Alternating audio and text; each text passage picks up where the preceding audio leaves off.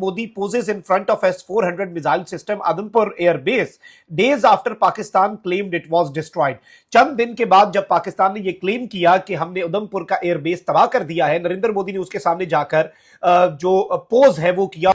मंगलवार को पीएम मोदी की यह तस्वीर उन पाकिस्तानियों के मुंह पर तमाचा है जो भारत के अभेद सुरक्षा कवच को तोड़ने का दावा कर रहे थे। पाकिस्तान का क्लेम था कि उधमपुर एयरबेस जो है उसकी रनवे जो है वो डैमेज हुई है, S-400 जो है उसके अलावा रेडार जो है। तो जितना प्रोपेगेंडा इन लोगों ने किया था वो सब बेनकाब हो गया। उनके आरोप जो टोन्स थे पाकिस्तान के तकरीबन हर छोटे बड़े शहर में पहुंच रहे थे। पूरी 78 साल हिस्ट्री में जिस तरह जब से ये सूरत हाल बनी है, जनरल आसिम मुनीर के आर्मी चीफ होते हुए पाकिस्तान के शहरों की ना तो कभी इतनी तौहीन हुई पूरी तारीख के अंदर। दूसरा, आसिम मुनीर का झूठ जो है कि ये कह रहे हैं जी हमने इतना ये कर दिया और हमने वो कर दिया। भाई कराची से लेकर रावलपिंडी तक। Osama bin Laden was found literally living in a house for years, a few hundred yards from one of Pakistan's main military bases. क्या मुसलसल खौफ की फिजा रही भारतीय शहरों में? जवाब है बिल्कुल नहीं। ये फैक्ट पता होना चाहिए आपको। पूरे पाकिस्तान का के अंदर जो सूरत हाल थी, ये मेरा असल मौजू है। और पाकिस्तान के अंदर सिर्फ टेरर के बेस कैंप नहीं तबाह हुए, बल्कि उनकी जो हिम्मत है, उनका जो साहस है। मैं सिर्फ आपको ये एक फैक्ट रिपोर्ट करना चाहता हूं। आप मुझे गद्दार कहने हजार बार कहें यार। और S-400 missile defence system Narendra Modi जो है उसके पीछे दिखाया गया। जय हिंद दोस्तों, स्वागत है एक और वीडियो में। दोस्तों, पीएम नरेंद्र मोदी ने मंगलवार की सुबह आदमपुर एयरबेस का दौरा किया। इस एयरबेस पर पहुंचकर उन्होंने सैनिकों से मुलाकात की तो यह पाकिस्तान के उस प्रोपेगेंडा का भी जवाब दिया कि यहां सब कुछ सही है। S-400 मिसाइल डिफेंस सिस्टम और सुखोई एयरक्राफ्ट साथ में दिखे। इन्हें ध्वस्त करने का दावा पाकिस्तान ने किया था। इस दौरान पीएम नरेंद्र मोदी ने सैनिकों को संबोधित भी किया। उन्होंने कहा कि हमारी मिसाइलों से दुश्मन कांप गया है। दशकों तक ऑपरेशन सिंदूर का जब जिक्र होगा तो आपके पराक्रम को नमन किया जाएगा। पीएम मोदी ने कहा कि भारत माता की जय घोष में वह ताकत है कि दुश्मन कांप जाता है।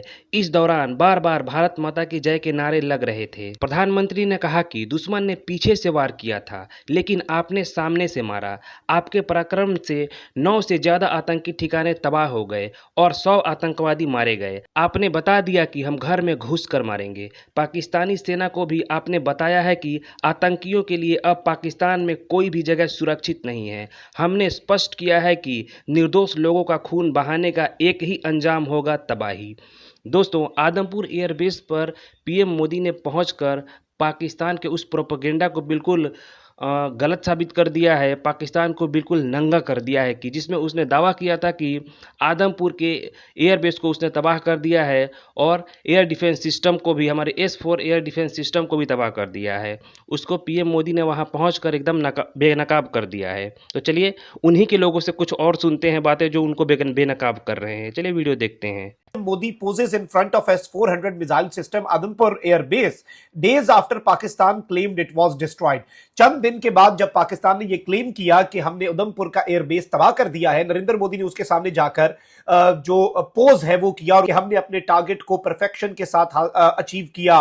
और पाकिस्तान के अंदर सिर्फ टेरर के बेस कैंप नहीं तबाह हुए, बल्कि उनकी जो हिम्मत है, उनका जो साहस है, वो भी जो है वो तबाह हुआ। और इस तरह की सारी बातें जो हैं वो ये करते रहे। अब इस सारी की सारी सूरत हाल के अंदर नाज़रीन किराम मैं आपको ये बता दूं कि इस सब के अंदर नरेंद्र मोदी जो है उसने ऑल्दो जिस तरह से जवानों से इंटरेक्ट किया, जो कुछ भी किया, नंबर वन, नरेंद्र मोदी ने जो इंडियंस ये क्लेम कर रहे हैं कि जी पाकिस्तान का क्लेम था कि उधमपुर एयरबेस जो है उसकी रनवे जो है वो डैमेज हुई है, S-400 जो है उसके अलावा रेडार जो है, मिसाइल्स जो है और जो मुख्तलिफ चीजें हैं वो इस वक्त तबाह हुई क्या है। उससे क्या नुकसान हुआ ये भी तो देखना है ना। तो जो दूसरी तरफ से हमले किए गए उसके नुकसान की तफसील है, उसका एविडेंस है, वो भी हम बात करते हैं। तो मेरा जो मौजू था कंपैरिजन का, उसके ऊपर अब हम बात शुरू करते हैं कि पाकिस्तान के जो जितने भी शहर थे, खुसूसन जो सूबा पंजाब और सिंध के शहर थे, 7 तारीख से इन हमलों के बाद से मुसलसल एक खौफ की फिजा रही। पाकिस्तान के तमाम शहरों में, छोटे बड़े शहरों में भारतीय ड्रोन सैकड़ों की तादाद में जो वो आए आए और वो अपना काम करते रहे, और इन ड्रोन के हमलों ने जहां जहां चाहा वहां वहां पहुंच इख्तियार की, चाहे वो रावलपिंडी का स्टेडियम हो, चाहे वो अटक के अंदर जो नेशनल डिफेंस कॉम्प्लेक्स हो, जो बहुत ही सेंसिटिव एरिया है, उसके गेट से तकरीबन 700-800 मीटर के फासले तक ये ड्रोन आके गिरा और वहां पे भी बंदा शहीद हुआ। महबूब जो है वो वहां पे शहीद हुए, बुजुर्ग आदमी थे, और बाकी ड्रोन से बेशुमार लोगों की शहादतें हुई। पूरे पाकिस्तान के अंदर मुसलसल खौफ का फजा रही, जो ड्रोन हैं वो गर्दिश करते रहे। मैं सिर्फ आपको ये एक फैक्ट रिपोर्ट करना चाहता हूं। आप मुझे गद्दार क्यों ना 1000 बार कहें यार, बात यह है कि जब तक आप हकाइक के मुताबिक नहीं चलेंगे तो आप बेहतरी नहीं ला सकेंगे। क्या मुसलसल खौफ की फजा रही भारतीय शहरों में? जवाब है बिल्कुल नहीं। ये फैक्ट पता होना चाहिए आपको।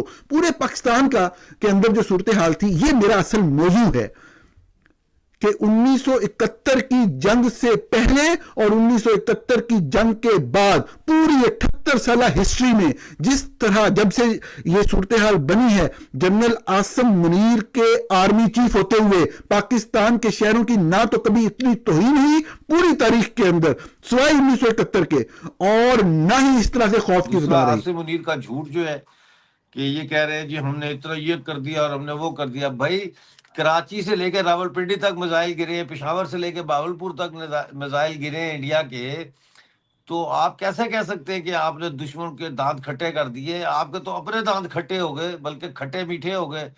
अब उसमें पाकिस्तान का जो डिफेंस सिस्टम है वो टोटली फेल हुआ। किसको नहीं पता कि डोनाल्ड ट्रंप और सऊदी अरेबिया और यूएई के पांव किसने जाके पकड़े? मोदी जी ने नहीं पकड़े, वो तो इन्होंने पकड़े हैं। दूसरा ये है कि शुरू में जाहिर है सीज फायर हुई तो सारे लोग जो है वो एकदम से थोड़ा सा अफसुर्दा हो गए, थोड़ा गुस्से में आ गए, क्योंकि लोग ये तवक्को कर रहे थे कि जी पीओजे के भी ले लेंगे, बलूचिस्तान भी आजाद हो जाएगा। लेकिन आप जानती हैं कि जो एम्स और ऑब्जेक्टिव्स थे इस ऑपरेशन के, इस ऑपरेशन सिंदूर के, वो पीओजे के या गिलगित बल्तिस्तान को वापस लेना या वो बलूचिस्तान को आज़ाद कराना नहीं था, वो टेररिस्ट हब्स को तबाह करना था।